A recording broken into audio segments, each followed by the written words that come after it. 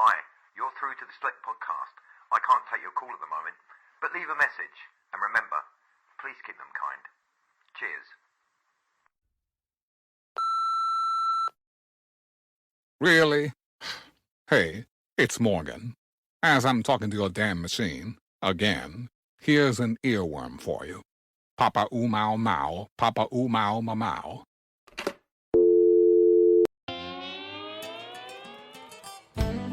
You have tuned in for a Slick podcast. I'm here to seek the truth. Live from Scotland around the UK.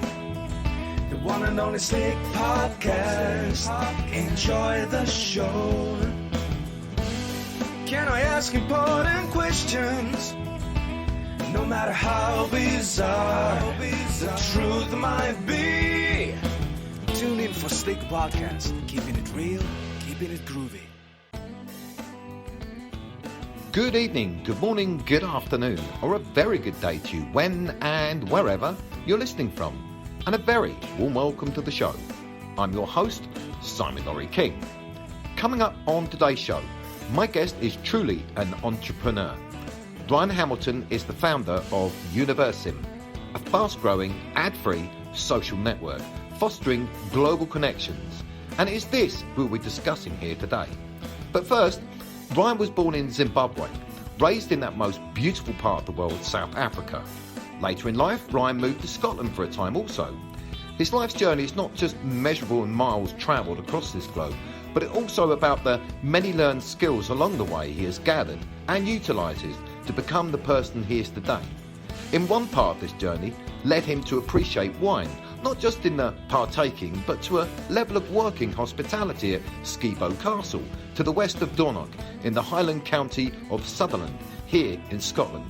He gained experience in hospitality work and professional roles at London's Covent Garden Hotel, and a stint in the wine industry with Majestic. He has also worked as a sommelier for luxury cruise company yachts. That's a new word for me. Actually, let's ask Siri what a sommelier is. Siri, what is a sommelier? Did you mean Somalia? Seriously? What is a sommelier? Did you mean Semolina? Oh, come on. Just kidding. A sommelier is a wine steward or a trained and knowledgeable wine professional, typically found in fine restaurants and across the hospitality industry. Thank you. You're welcome. It was during this time that Ryan was fortunate to meet the girl that would become his wife. Time went by and the couple decided to move to Uruguay, where Ryan identified a gap in the market for tailored wine experiences, leading to the creation of the Wine Experience, which operates in 180 countries. Ryan's past experience of marketing and customer communication along the traditional methods as well as today's social media gave him the unique insight into what social media is and what some of the major platforms greatly lack. This led Ryan to see several gaps in this huge market, and upon researching, planning and uniquely asking people themselves what they wanted from social media and what they actually get, he then decided to develop, create and launch the Universimm platform. Unlike other major social media platforms, Universimm allows users to post based on specific countries, interests and niches, offering a more focused and enjoyable experience. The Universimm platform also avoids intrusive tracking and offers a new approach to advertising, allowing users to share content specific to their interests and locations.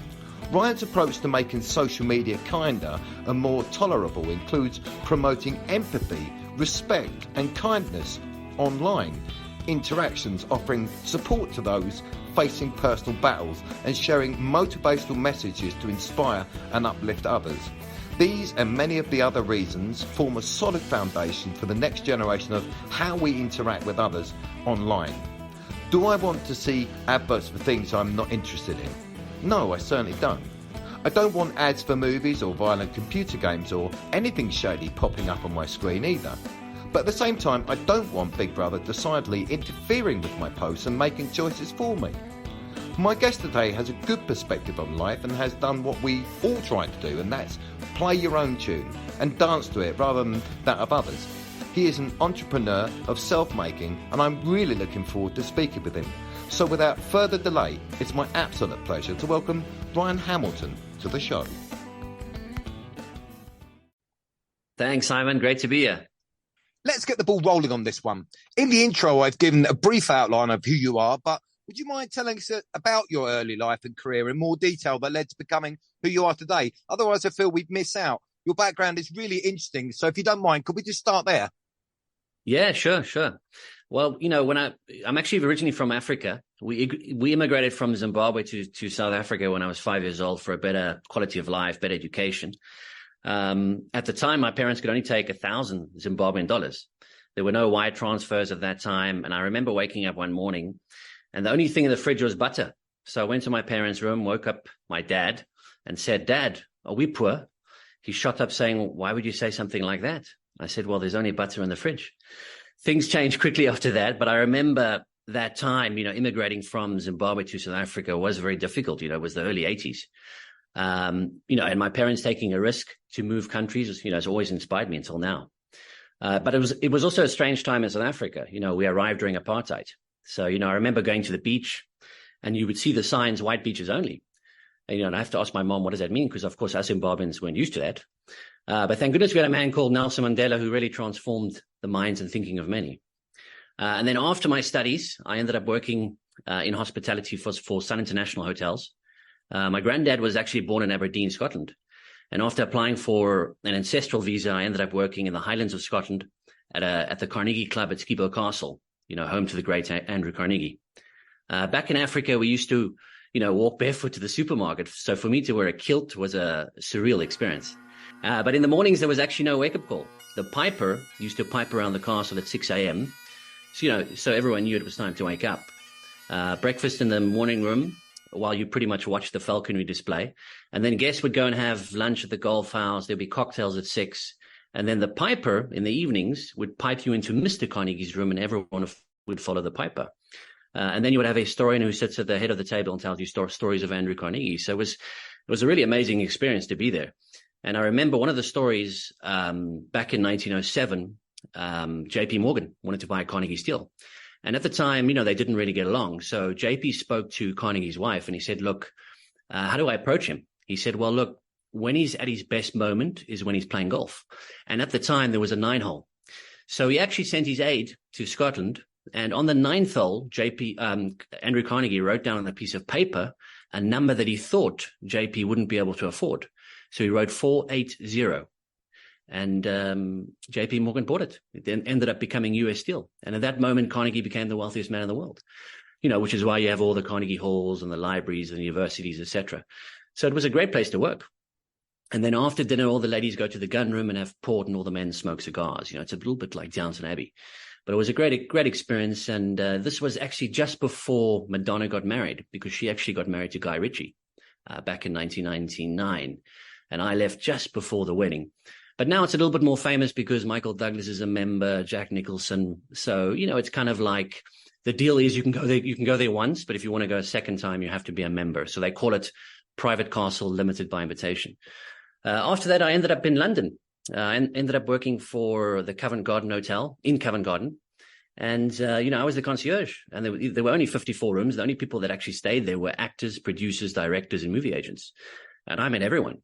So, you know, everyone from Meryl Streep, Matt Damon. My claim to fame was that I actually turned down Oliver Stone. And, you know, back in 2002, he was actually finishing the script for Alexander at the hotel. And, you know, me being the concierge, obviously I needed to be there for him. And this is before the iPhone, you know, so people were obviously faxing a lot. So I was helping him, you know, fax the script actually to the other writer. And eventually I built up the courage to ask him. I said, "You know, Mr. Stone, I've always wanted to work on a film set. What do I need to do?" So he said, "Ryan, we're doing this movie in Morocco. If you want, I sign you up." So I said, "Great, let's do it." So maybe I had like a naughty look in my eye or something, because he then said, "I'm warning you. You must be up at 5 a.m. It's very hot in Morocco. That's why we shoot very early. You'll probably get to bed at midnight. You'll probably sleep 3 hours per day consecutively for 3 months." And then he said very slowly, "If this is the life that you want to live, I'll sign you up." So he actually completely talked me out of it. But at the end of the day, I didn't get back to him, but I definitely could have done that. But at the time, I was on an ancestral visa, and in order to get a British passport, you had to be working 9 months of every year for 5 years. So that was kind of the reason why I didn't do it. After that, I ended up working for a wine company called Majestic in London. And this is basically where I fell into wine, pretty much by accident. And they were actually looking for people with a hospitality background to improve their service. And so I ended up working for them for about 2 years. I got all my qualifications. By then, I got my British passport. And then I wanted to travel. So I thought the best way, would be to work on a ship. So I was the head sommelier for the yachts of Seabourn. So Seabourn is kind of, now they have a bigger fleet, but at the time it was only the smaller boats. So you've got like 190 passengers at most, and you have 200 staff. So pretty much, one staff member per passenger, which was amazing. But, service of the highest level, very, very kind of luxury. So I ended up traveling the world with Seabourn, which was amazing, all over. And then I went to a slightly bigger boat called Silver Sea. And I ended up meeting my wife, Sabrina. She actually speaks 5 languages, and she was kind of looking after all the guests on board. And because Silver Sea was different to Seabourn, it was, you had more Italians and French and Portuguese, etc. And I was looking after the wine department. And then eventually, we reached a point where we thought, okay, no more ship life. And we ended up living in Buenos Aires, actually, where she was born. I did a kind of a very basic Spanish course at the UBA, which is the University of Buenos Aires. And, I wasn't really going to get a decent job not knowing the language properly. So from there, we actually moved to South Africa. I ended up opening a beautiful wine estate in Stellenbosch called Del Air Graaf Estate, actually owned by Sir Lawrence Graaf. So Sir Lawrence Graaf, this famous jewelry maker who kind of, he ended up contacting the Sultan of Brunei, kind of in the 60s and 70s, who became his biggest client, for diamonds. And now Sir Lawrence owns Saftico, which is kind of South Africa's biggest diamond mine. And after that, with more success, he ended up buying this winery. He changed it with a lot of art and sculptures. And so I've actually met him, many times, really, really a very dapper man. Just a fantastic place to work. And my wife ended up opening the hotel next door, which was the Lodge. And after 1 year, we kind of decided to move to Uruguay because she opened a very well-known Brazilian hotel brand called Fasano, which is very famous in Brazil. But because many Brazilians like to vacate in Punta del Este during the summer, they open a Fasano hotel every year. So she opened that. And shortly after arriving, I ended up working for the Vic Properties, which is so where Punta del Este is located up the coast is a kind of a very famous beach town called Jose Ignacio. And they had these Vic Properties owned by a Norwegian called Alexander Vic. And, very, very luxurious. This town just attracts the who's who, during the summer. It's just crazy. Just a small little beach town just attracts all these people.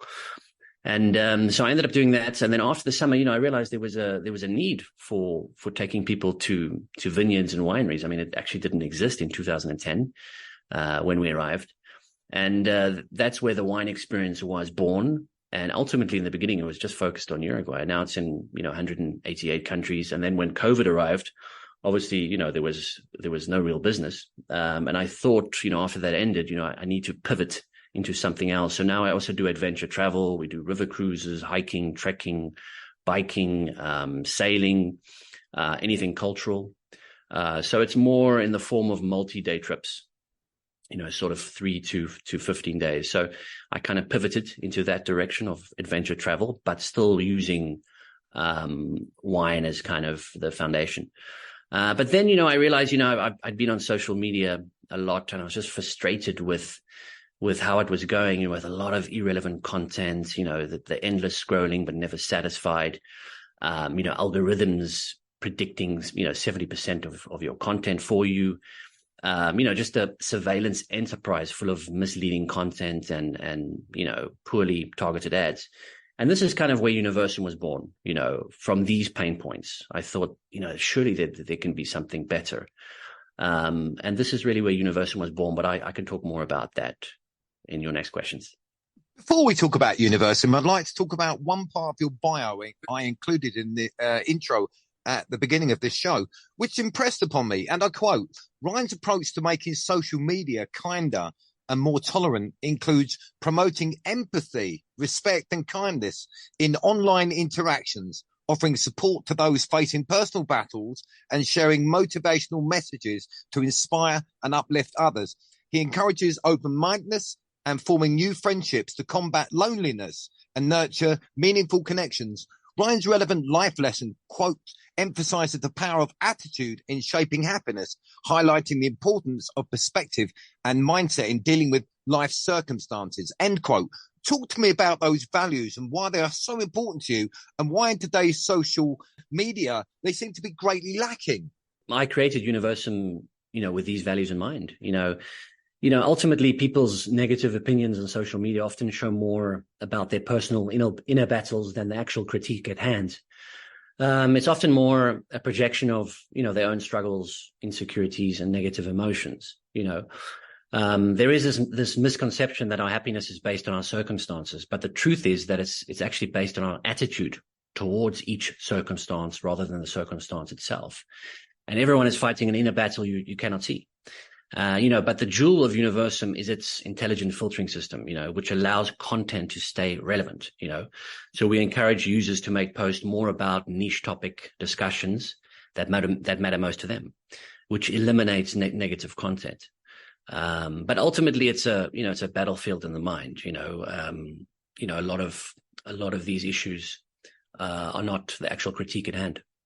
I do have a big problem with AI, and that is really quite ignorant of me, because I'm whitewashing the whole thing when AI can be so useful in the medical field and exploration and that sort of thing. However, using one of your words, empathy, and I'm really happy that is important to you, and we'll come on to empathy, your definition of empathy. But I think that the AI algorithms of social media no matter how clever it is, you can't program empathy into it, and by you stating empathy, that's really encouraging. So just talk to me about empathy as far as you're concerned, because you're talking about personal values, you're talking about making this experience personal, which is I'm all for, but just define empathy as far as the CEO and also as just Ryan. What does that mean to you? If you don't mind, then we'll move on. Yeah, well, it's a combination of social listening, and also your business having a type of authenticity, but ultimately, I think it's important with Universimm. We created a platform where you can't just post anything you like. You actually have to pick a universe. So we encourage people, to focus more on what they like. And this will obviously be a lot better for users. It's more focused on what they're passionate about. Whereas, if you look at other platforms, like, Facebook, Instagram, X, you can pretty much post anything you want. And this can sometimes create, problems in social media, with misinformation, fake news, etc. And we wanted to move away from that. We wanted to create a platform where, we have an intelligent filtering system that, makes sure that all our content stays relevant and doesn't go off topic. We don't want misinformation or these kind of things, where you create these echo chamber effects. So we believe, Universimm will be more empathetic to our users, the way we have designed it. We've really thought about this. We've done a lot of social listening.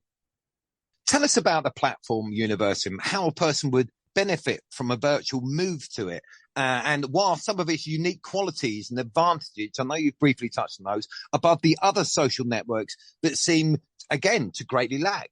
Simon, the most important thing, when you start a social network like myself, Universimm, you don't want to, it has to be a completely unique idea, if you look at,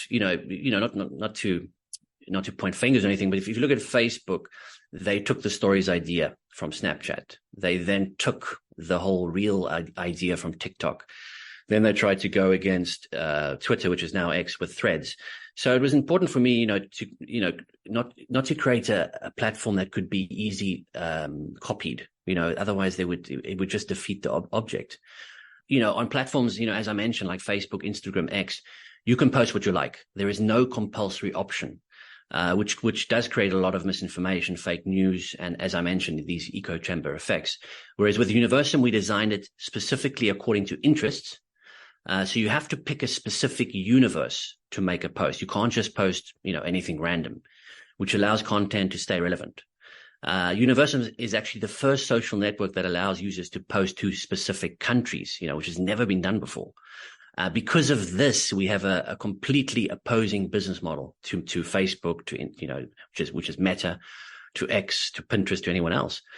Whereas if you look at the Facebook, Instagram platform, there you can do an ad. You pay, for example, $5. You pick your demographic, you pick your country, and then the algorithm, tries to put that in the right direction, which is not always right. As you know, there are a lot of ads that don't, reach the intended target audience. But with Universimm, we allow users to post directly to specific countries. But later on, once we have, say, 1 million users, we can introduce a separate login for a business user. And these feeds will all be populated with highly relevant content, and they can then create ads. So we have an opposing business model. And for that reason, it's actually impossible to replicate the idea. That was extremely important to me. But to give you an idea what it's about, we have 14 universes, so these are, food, wine, travel, beer, sports, art, architecture, fitness, family, all the most important ones for the launch. But you as a user only need to register with 3. So out of the 14, you just need to pick 3. So if you are someone who loves food, travel, and sports, Universimm is going to be a great app for you because everything you can find on that will be there. And so users, they post via universes, which are known as interests, sub-universes, which are known as topics, or multiverses, which are known as countries. This allows content to stay relevant. For example, if you want to post about food, you can do this in the food universe, or travel post will be posted in the travel universe. Think of it like one unified platform with multiple social networks under one roof. We're about to launch stories actually next week. So for the first time ever, you can post a story based on your interests. So this could be a fitness story or a travel story or a sports story. This way, everything just stays relevant. And, later on, when we get there, instead of seeing just a random ad, it would be an ad based on food, or an ad based on travel, or based on sports. So everything stays relevant. They don't become repetitive and annoying, which happens all the time on other social platforms.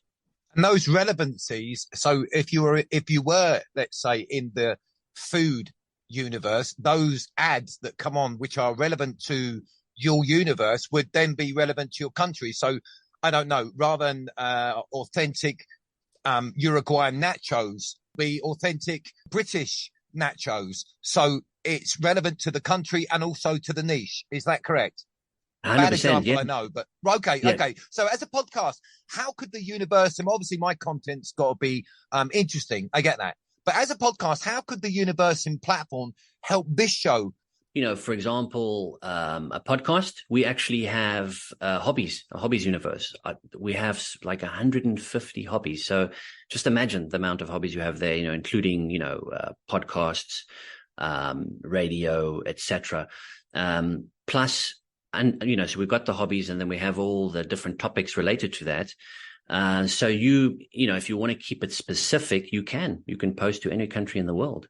And that's what makes Universimm so relevant and so specific is we created this intelligent filtering system where it's in a way it's a compulsory filter mechanism. You have to choose something before you can post, whereas as I mentioned on other platforms, you can just post what you want, and this is where you create a lot of misinformation.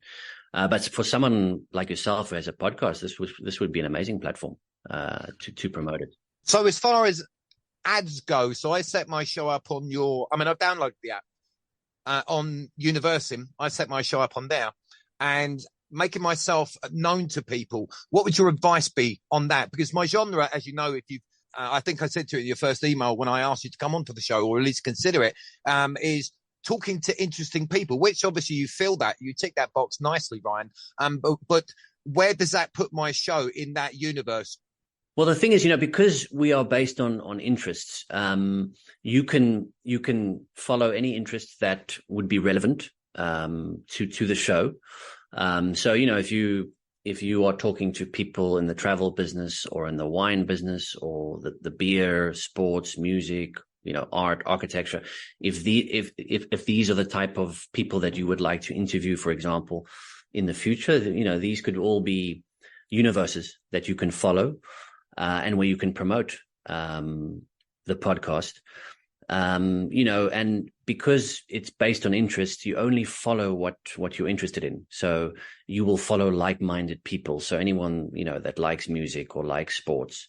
But the beauty of the idea is that there's a minimum of 3 universes, but you can chop and change. So if you're a little bit tired of food, you can go to architecture, or you can go to design. So you can chop and change, but the whole idea is that everything is filtered correctly. So it's like I mentioned, it's one unified platform with multiple social networks under one roof. So think of it like an Instagram just for food, or an Instagram just for wine. So depending on your target audience, you can choose to follow these kind of people. And I could put an advertisement out for my show within those. Let's say I just had 3 niches. Would in a specific country, would those people see that if they're interested in that and are in that universe? And my next part is a bit of a double barrel question. Can I reach across universes? So say I had food, sport and sailing. Could I change those to astronomy, science and survivalism, and reach across universes to other people to say, hey, love your work. Could you come onto the show? This is where I'm at.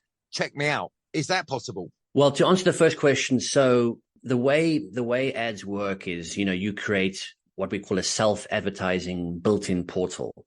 And that's what other social apps have. It's so you as a business owner would then pay $5 or $10. You would target your demographic and you would target the country. And when you click post, it would then go or target that audience. So with Universimm, a normal user has to have a minimum of 3 universes. But, once we get enough traction, that is enough people using the app and enough content that is relevant, you yourself would enter as a business user in a separate login. But in that case, you won't have 3. You'll just have 1. You'll just have the universe that you follow. But if you have another business, for example, if you have a music business, you can change that in the settings. So you can do an ad focusing more on your genre, or you can then swap it to music and go somewhere else, with radio, targeting your specific country. Your second question, I guess we will get there in the future, but at the actual launch stage, we have suggested all the topics, what we call sub-universes. But later on, we could definitely look at that, where you can try and target, something else that we don't have. Could you explain the term social listening and how Universimm utilized it and the advantages to its users? Social listening was actually one of the main reasons that I launched Universimm. It was a crucial element to understand, our target audience, doing research on brand awareness, competitor analysis. That's absolutely vital. You don't want to do an idea like this that can just be easily replicable. It had to be different. It had to be unique. It had to have a different business model. And then obviously the product development, marketing strategies, looking at, current trends, influences. So all of this played a role. It was definitely thought out. And something that I actually forgot to mention, we can actually target 1.4 billion iPhone users. So with, I have an iPhone. I don't know if you have one, but in your settings, for example, if you go in your settings to Facebook, you can actually turn off tracking. If you don't want them to follow you, you can turn it off. The problem with that for Facebook is that they rely on location targeted ads to make the ads more specific. If you turn that off in your settings, it's very hard for them to actually give you, localized ads. Whereas with Universimm, we don't have this issue because we allow users to post to specific countries. So they're actually doing the work for us. We don't need to track them because this is going to be very relevant content posted, to specific countries. So even if they turn off the tracking, it doesn't really matter for us because we allow posting to countries, it is going to be more location focused. So what's the sort of feedback you're getting from the users that you have at the moment? I'm guessing it's positive, right? Yeah, very positive. I mean, we're actually going to start our influencer campaign next week. So the biggest social media users in the world are from China. So that wouldn't be the focus. The second biggest, with 755 million users, is from India. So I'm actually working with my strategy, at least for the first campaign. I want to be strategic. Let's focus on India because a lot of people in India speak English. The most amount of people that are on the Google Play Store, for example, is from India. They use platforms like Reddit, Facebook, but I'll be working with this influencer agency and we'll be working with what you call nano, micro, and macro influencers. So nano influencers up to 10,000, micros up to 100,000, macros up to 1 million. More than 1 million is a mega influencer. So, we may look at that at a later stage. But anyway, I'm very confident with this campaign that we'll get a lot of traction. But in terms of the users, they love the fact that you can actually pick a universe to make a post. It's almost like a compulsory option. You have to pick food to make a post. You can't just post, anything random. And this allows for everything to stay very relevant and specific. And because of, our unique filtering system, this solves the mindless scrolling affecting mental health, which means no intrusive tracking, no time wasting, no irrelevant content. And, being the first platform ever, it's never been done before to actually post via countries. And something very interesting regarding the scrolling, on average, people scroll 108 minutes a day. In a week, they've reached 1.7 miles. In a month, 7.5 miles. And in a year, 88 miles just on scrolling. And if you have a platform like Universimm where you actually it's not going to be a mindless scrolling. It's just focused on what you like. It's just going to be a lot better for your mental health. Yeah, it's going to do a lot for people's concentration. I've noticed the lack of concentration. So 30-second short videos, which are unrelated 100%. And I found myself in the past just scrolling and scrolling when I get to work and I've got, half an hour in the lorry to waste. And I've just done that to the time, completely wasted it. But something which actually interests me, then it would be better spent. Mental health, there's a lot of stats to back this, especially, on platforms like Instagram where you can use filters to improve your post. And, there's a lot of articles out there and how it's affecting, the mental health of teenagers, for example. Often, what's portrayed on social media, is really the best moments in your lives. But, in most cases, it can be very different, So it can definitely affect your mental health. And, we wanted to create a platform where, we just wanted to focus on what you like, and, where you can find everything that you are interested in, which avoids it avoids the endless scrolling. It obviously improve your mental health. Yeah. So I think we achieved that. We will be right back after this message. Hi, I'm Morgan. Have you heard of foodtowear.com? Those crazy guys are giving 25% off all chicken shoes and bacon hats. Use the promo code SlickPodcast21 to get a huge 5% off all salad t-shirts and vegetable hoodies. Foodtowear.com. Wear them, cook them, eat them. Groovy. Podcast. The Slick Podcast. Yeah, it's a Slick Podcast. Truly unforgettable topic. This is Slick Podcast. How about messaging? We have a profile. I don't think you call it a profile, but let's just, for argument's sake, I have my profile. How am I able to reach out to someone? Is there a messaging option there, or is it their email if they choose to give their email, or is it a link to their website? How is the communication between users approached by Universimm? Well, when we actually, so it was actually a fairly easy process to get onto the Google Play Store, but to actually get onto Apple was rather difficult, because they actually don't want you to give a lot of information when you log in. I mean, you can, of course, you have your email, etc. But for example, you couldn't really put your gender, you couldn't put your date of birth. There were a lot of like privacy concerns, So we passed all of that. But in terms of how users interact, we do have a built-in messaging chat where you can follow like-minded people. You can chat there, or you can actually chat, on the platform within the universes. But there is a built-in chat model. How about users that you really don't want to talk to anymore? Do you have that, or will I have that ability, or somebody else have that ability to block them?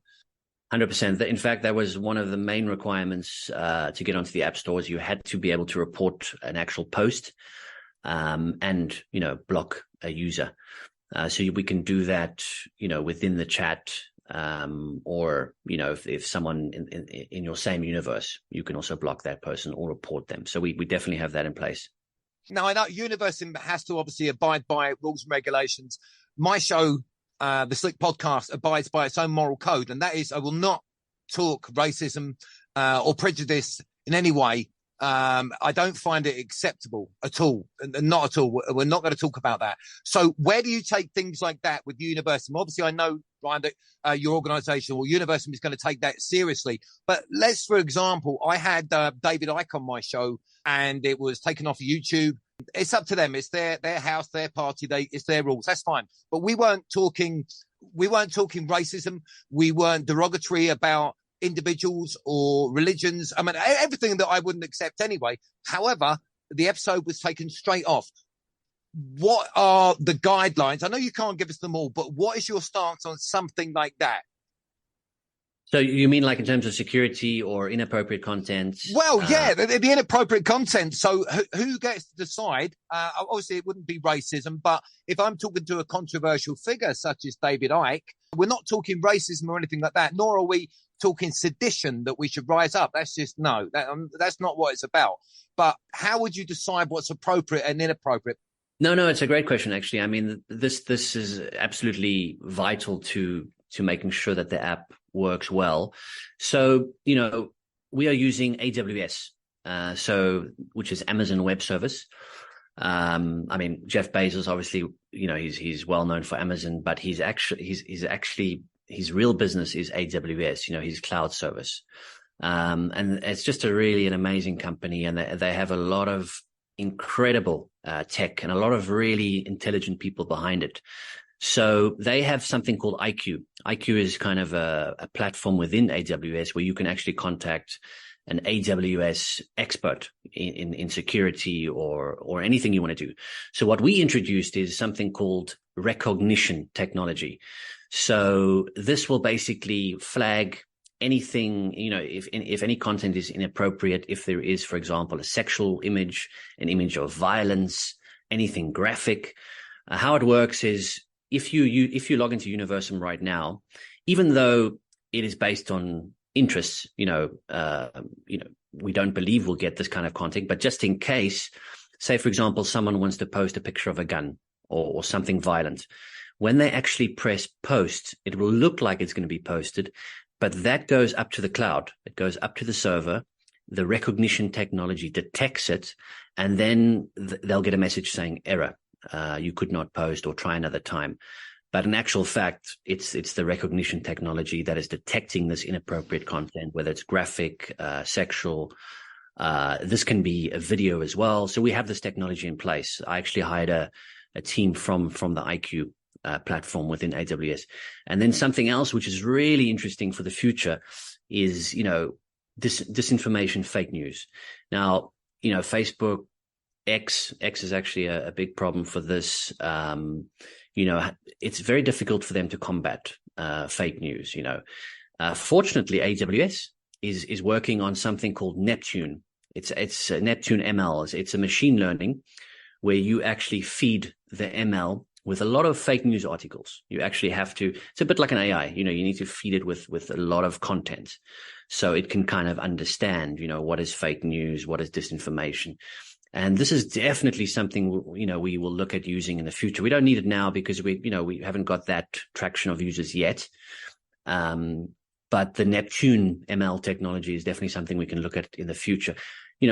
Someone like Facebook, they probably have their own servers. I don't believe they use AWS. So for them to develop this technology, they could definitely do it. They have the resources. But fortunately, AWS, it has this technology. So that's definitely something we will look at, once we get, say, 1 million plus users. Even though, we may not get a lot of fake news because users have to select a universe to make a post, so they have to choose a compulsory option. We will still do it, just in case, because we don't want this kind of things on the platform. And I think Elon Musk, a fellow South African, actually, he'll have to try and work on something like this, a type of Neptune technology. But I don't believe he's with AWS either. Platforms like these, they tend to have their own servers just to minimize the costs. I think that, the freedom of speech is very important. However, there is a time and a place for things, and some things are best kept to oneself. I completely get that. And that was a really good answer about acceptable posts, because you can't open the floodgates and say anything goes because of users are on there and the influence, because we're talking also about social influencing as well, social listening, but it also has that reflective quality to influence people. So if we allow everything, it's not saying that thing is wrong. It's just, it's not right for this particular platform, this particular universe, or this particular page. It's unacceptable. 9 people out of 10 say no. So you're entitled to your opinion, but just not here. Is that basically where you're coming from? Because I would agree with that, to be honest with you. You can't have everything on there. Yeah, exactly. And if you look at Facebook, I mean, I've watched a few documentaries on this. Actually, I think there was one on Netflix about these Facebook moderators that had to get counseling and, all sorts of things because of seeing all these graphic images and videos, because a lot of it is moderated. But in my case, I'm using a technology with AWS that detects it for me. I don't need thousands of moderators. I have the tech that's doing it for me. I don't see the point why they need all these moderators, to be honest, when the tech is out there. But yeah, it's a tricky one. For example, if you look at X, Elon is all about, he kind of portrayed X as the highway of kind of free speech, and he wants people to be opinionated. And so I don't know if things, will change there in the near future. I think there's still going to be a lot of disinformation and fake news. I think there are other ways to combat it. You could create a kind of an AI within the post feature. I don't know if you've heard of a technology called Jasper AI, but this is kind of something with that, you can put within the post, where if you are, for example, starting to type something, it may flag it. But the thing is, if you do something like that, it may just take people off the platform. So I think a type of an ML that I'm using in the future, this could definitely work for these kind of platforms. But the big question is, will they use it? Well, right. And on the note of security, and as another example to you, on one of the big platforms of social media, I had an interview with a team of hunters, and they hunt pedophiles. Now, I'm not going to specifics here, but this is basically an example about security. But they told me there is a group actually against them on Facebook, believe it or not, against the paedophile hunters. And I'm thinking, how can a group like that exist on?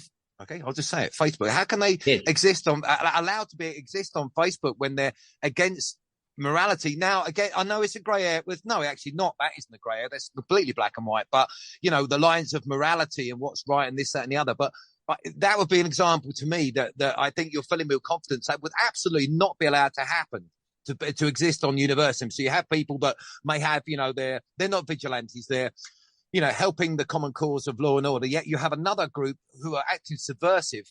I would hope to think that they wouldn't be allowed on there. Oh no, definitely not. We will have groups in future, but it'll be a groups based on the interest. So it'll be a food group, a fashion group, a wine group, a beer group, etc. Fortunately, Universimm is based on interest. It's not. It's just a very different concept to other social apps. And really the jewel of Universimm is the intelligent filtering system. You can't just post anything you want, you have to pick a universe. And this is why it keeps it relevant. So I think it's difficult. And, we won't have anything political on the app either. There won't be any of that, nothing with religion. We want to avoid these topics as much as possible.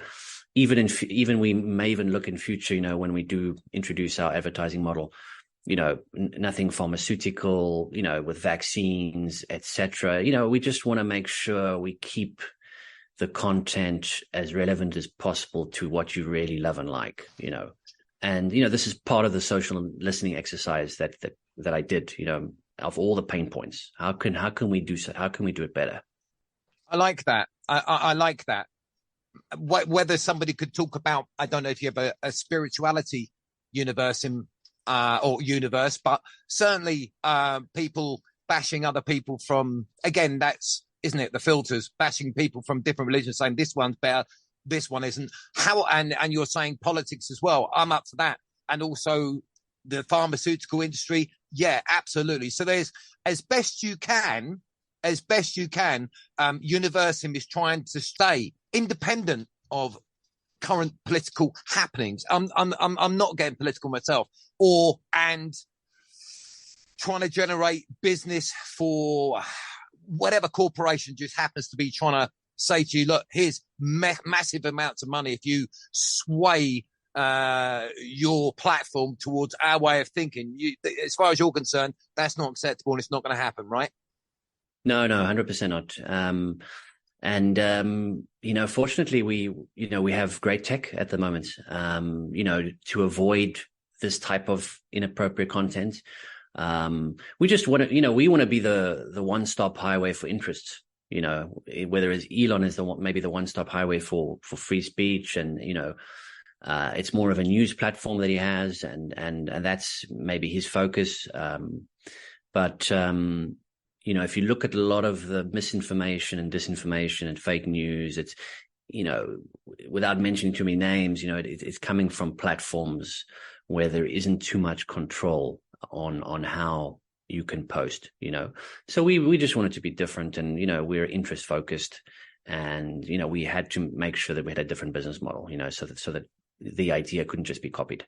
No, I like that, because at the end of the day, if there's not a satisfactory answer on the platform you're on, whether it be Universimm or fill in the blank, anything else, you can always source your information somewhere else. But it's nice to know there is a place where you're not going to be hit with violent video games, the latest CGI movie. It's niche interest stuff I want to hear about, stuff I want to know about, or stuff that I may be curious about, and it's not irrelevant. It's very relevant. So just moving on then, you're a successful entrepreneur, but the journey itself, though, is still going on. Must have had its moments of doubt or fear. What would you say about fear and doubt when it comes to a gut feeling of just knowing, but that fear holds us still and maybe retards us from moving on with our lives? Well, fear actually means, stands for false evidence appearing real. False evidence appearing real. And I would say it's probably the biggest thing that stops people in their tracks from starting a project is fear. We are ultimately what we think. So our thoughts play a powerful role in how we determine our thinking and mindset. And I'm a big believer. I've read many books on the mind. There's a very good one called The Battlefield of the Mind that really opened my eyes. But it all boils down to training the mind to think more positively. When negative thoughts of fear and doubt appear, it's always a good idea to look into the future, where our hope is. It takes us away from our present circumstances where you can easily be bogged down, by thoughts of fear, worry, doubts. So, it's a lot about training the mind, and as human beings, we all get these kind of thoughts from time to time, especially worry or doubt or fear. So, yeah, I just train my mind to look into the future. A big part of that is visualization. I think this is, fundamental to any project success, is visualizing your project already being a success in the future. Maybe right now it's not, but in 1 year, 2 years, if you actually visualize that, I think there's a lot of power in that. And that really, minimizes these kind of thoughts of fear, etc. And also speaking out affirmations, speaking out positive words, because we, after all, will believe what we tell ourselves. So, yeah, I think it's a combination of that, looking into the future, visualizing, speaking out positive affirmations. It's a lot easier to think negatively, for sure, than positively. And anything that's worth doing, in my experience anyway, is never the easy way. Have you heard of a book called As a Man Thinketh? I'm trying to think of the I have actually. Yeah, well, that's a great book, and I like to take a lot of that into my life. As a man thinketh, so he becomes. And I spoke to a few people, and also self-talk as well, that if you don't enjoy your situation, your life, your job, or anything about your life, let's say, change your thinking. Oh, 100%. We are what we think ultimately, and if you look. Because ultimately, negative thoughts will show in your behavior, your attitude, and your actions. You can straight away, if you meet someone, you could usually tell. So yeah, it just needs to be practiced. It's not something that goes away. Of course, you can wake up in the morning and you might have a negative thought straight away. That used to happen to me a lot. But it's just a question of training the mind and just being positive. Trying to think positive thoughts. Absolutely. Yeah, absolutely. I'm an advocate of speaking positively. Affirmations also, even if it's something simple. What's the famous one? Every day and every way I'm getting better and better, or I'm healthier, or I'm absolutely really happy. And that's from opening my eyes in the morning. Not all the time. No, not all the time, because I'm a night worker. It's really difficult. But living in the here and the now. Not the past or not tomorrow, because those things, one is gone and never come back, and the other one never comes. It's the here and the now. What can I do now? How am I thinking, and what is around me? I'm a great advocate of that. What do you think about that, just before we move on? Because life, as many things can happen in one day, whether it's work, whether it's family, friends, etc. You sometimes have to deal with a lot of things. So this is why I always say that, the definition of happiness, there is this misconception that I mentioned earlier, that our happiness is based on our circumstances, but it's actually based on our attitude towards the circumstance. So basically, if a bad circumstance happens today, for example, it's how I react to it. It's my attitude towards that circumstance. And that ultimately determines your happiness, because surely there may be something that upsets you, but it's how you react to that circumstance which will ultimately impact your happiness. And I always try and remember that, and it's helped me greatly. How important, as an entrepreneur and a success today, as far as being satisfied of what you've set out to do and what you're about to do, how important is it not to listen to naysayers, sat on the couch, eating crisps, being stuck on the TV? And an example would be, you shouldn't be doing this because it's not going to work, when really they haven't got the gumption to do it themselves. How important, as an entrepreneur, speaking to my audience and myself, is it not to listen to naysayers and don't accept the word can't until the fat lady sang?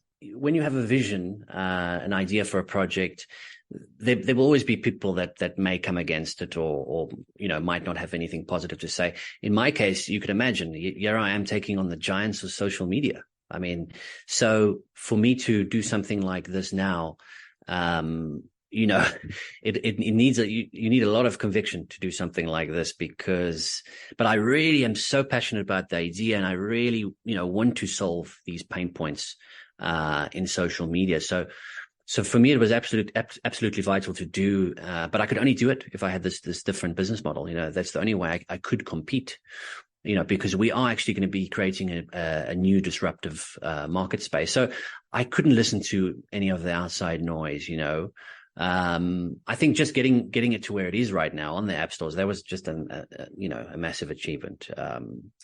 To be honest, I'm not someone that's really a tech guy. I'm more of an entrepreneur, but I just really felt I needed to do this. I just had this, this kind of, what's the word? This desire within you to do it. And this desire did not stop. It was just every day, okay, how can we do this? And so yeah, you have to, you have to shut out that noise, and just surround yourself with people that will lift you up. Just remind me again what an acronym that FEAR. False evidence appearing real.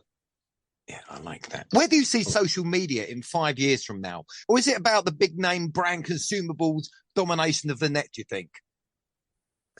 You may find yourself attending, virtual events, exchanging even virtual gifts, or even, undertaking some form of training through these platforms. Think about AI. At the moment, it's mainly used to filter content and show you more of what you love or hate. But maybe in 5 years, it's likely to play a much more collaborative role, guiding your brand towards a more strategic use of platforms, providing insightful analytics, or even predicting viral content before it happens. So I think there will be greater transparency and privacy, and with regulatory pressure, and users demanding more control of their data, I think social media platforms might need to increase transparency, user controls and data protection, in the next 5 years. And let's not forget, about the impact of virtual and augmented reality. Imagine being able to virtually try and close or visit a vacation spot, before making a purchase decision. But still, while it's difficult to predict precisely, it's evident that social media will grow, evolve and continue to shape our lives in unimaginable ways in the next 5 years. How does Ryan see the world today? As optimistic or pessimistic as you like, Ryan? My guest's opinion of our society, inclusive or regardless of current affairs, is always sought. I'm an optimist. As an entrepreneur, this is the reason why we do projects. It's you want to create something, a need that doesn't exist. So I am very confident in the future, and ultimately I think good will prevail, over evil. But if there is an opportunity to do, or if you find a need that does not exist, there's always, ultimately it's about solving, big problems. This is why we do projects like these, solving all the big pain points. And with Universimm, we realized that the only way to compete, with these giants of social media, as I mentioned, was by doing this opposing business model. One that wasn't replicable, creating this new disruptive market space. So to have an edge in the space, you have to kind of play the game a bit differently. That's us at the top of the hour, Ryan, and I've really enjoyed our conversation here today.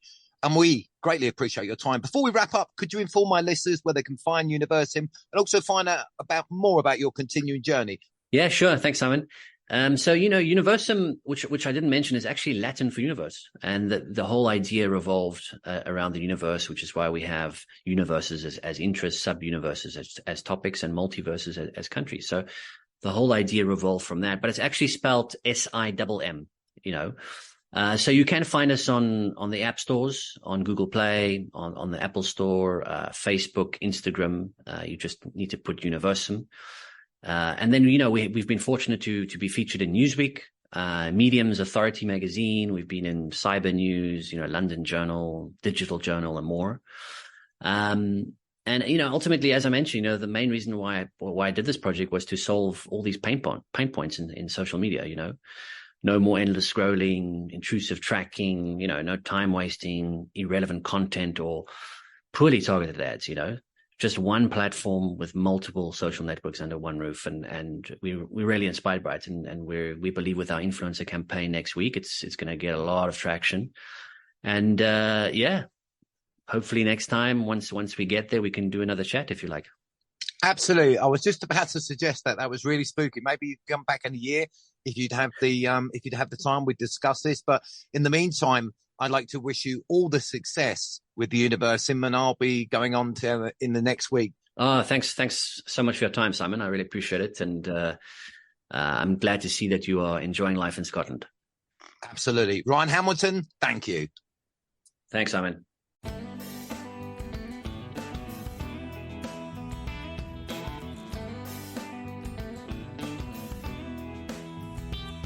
And that was the Universimm interview with its creator, Ryan Hamilton. I definitely enjoyed this conversation here today. Social media is evolving, and like it or not, it plays a big part of how we as individuals interact without and within the everyday world, drawn from our experience of the virtual, and in a lot of instances, the other way round also. Therefore, ethics must play a role. I'm definitely encouraged by Ryan's stance on no politics, or not allowing, for instance, giants of big pharma to influence the users on Universimm. I think this is essential as not allowing bullying from any other quarter by individuals, as well as the aforementioned. It's early days for the platform, but listening to Ryan's vision of how he sees the evolution of it moving forward is encouraging. If you think Universimm may be for you, check it out where you get your apps. This isn't Facebook or Twitter. It definitely has a unique user experience that is refreshing and tailored for specific interests and the specific country for the user.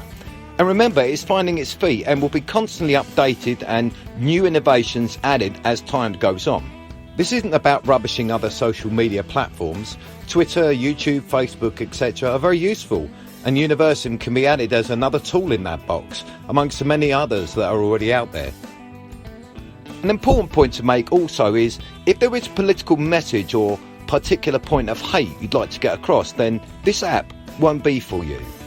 On the other hand, if it's a connection with like-minded people whose interests match your own across a growing spectrum without the negativity, then here it is. I'd like to again thank my guest Ryan Hamilton for his time today and telling us about his new social media platform.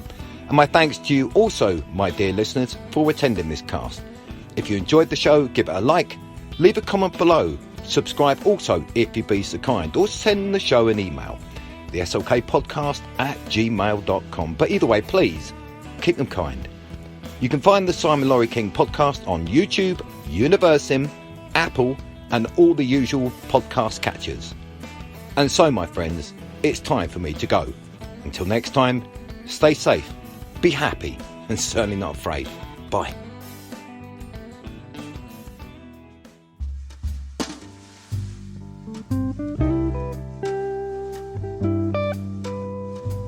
Slick Podcast.